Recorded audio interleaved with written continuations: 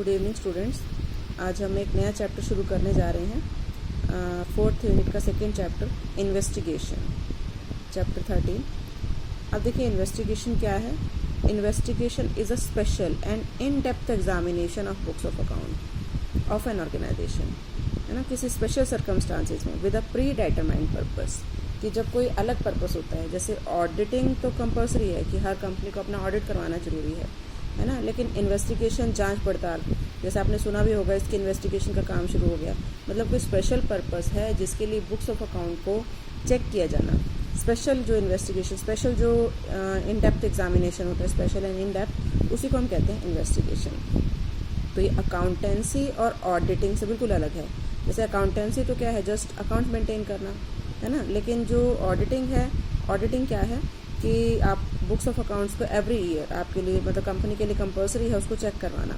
तो बट जो इन्वेस्टिगेशन वो क्या है कि कोई भी कंपनी किसी स्पेशल पर्पस के लिए, किसी स्पेशल ऑब्जेक्टिव को पूरा करने के लिए, किसी स्पेशल पर्सन से जब उनकी बुक्स ऑफ अकाउंट्स को चेक करवाती है, और लंबे टाइम के लिए, ऐसा नहीं है कि एक साल के लिए ही चेक होगा या at the end of the financial year उनको रिपोर्ट देनी होगी, है ना, ये मैंडेटरी नहीं है।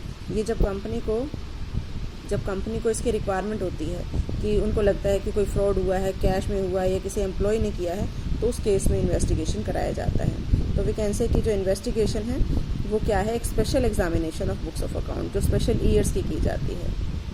आई थिंक मीनिंग क्लियर हो गया होगा। आप देखिए कि इसमें क्या डिफरेंस है ऑडिटिंग और इन्वेस्टिगेशन में।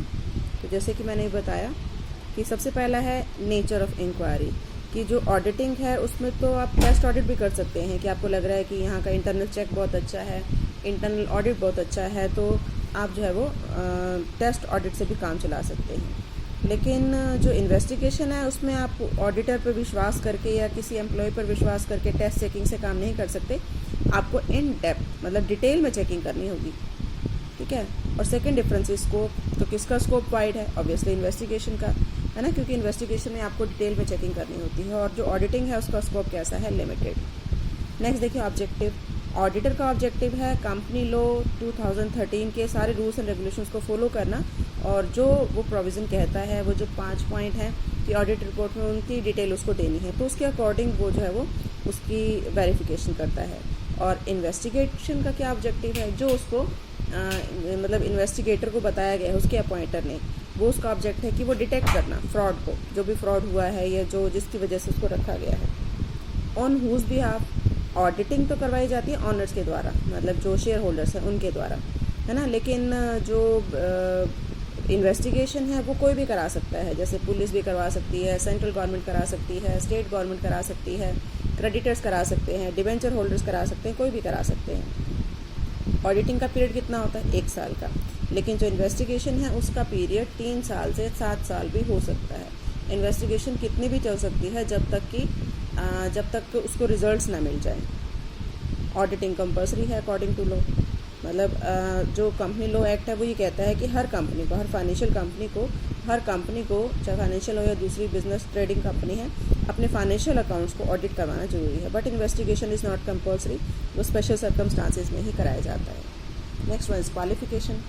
ऑडिटर के लिए क्वालिफिकेशन क्या चाहिए, CA, है ना, लेकिन जो इन्वेस्टिगेटर है उसके लिए ऐसा कोई क्वालिफिकेशन फिक्स नहीं है, जिसके ऊपर भी आपको विश्वास है, मतलब जो आपको लगता है कि आपके लिए अच्छा काम कर सकता है, आप उसको इन्वेस्टिगेटर अपॉइंट कर सकते हैं। यूटिलिटी, कि जो कंक्लूज़न है ऑडिट का या जो भी रिपोर्ट वो देता है वो बहुत सारे लोगों के लिए यूज़फुल है, मतलब उसको शेयर होल्डर्स भी देखते हैं, क्रेडिटर्स भी देखते हैं, उसको गवर्नमेंट भी देखती है।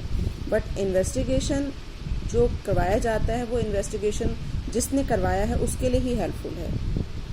एटीट्यूड, जो ऑडिटर है वो किसकी तरह काम करता है, वॉच डॉग की तरह। जैसे भी हमने पढ़ा था ना, auditor is a watch dog not a blood hound, लेकिन जो इन्वेस्टिगेटर है वो ब्लड हाउंड डॉग है, जो कि हर एक के ऊपर ये शक करता है कि इसने फ्रॉड किया है।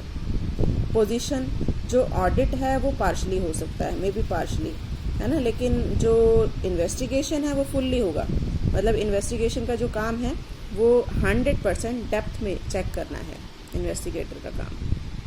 उसके बाद देखिए स्टार्ट, ऑडिट कब शुरू होता है, जब अकाउंटेंसी एंड होती है, हाँ, जैसे एक स्टेटमेंट भी थी ना, auditing start where accountancy end. लेकिन इन्वेस्टिगेशन के लिए इट्स नॉट नेसेसरी कि हाँ अकाउंट्स बनेंगे तो ही इन्वेस्टिगेशन होगा।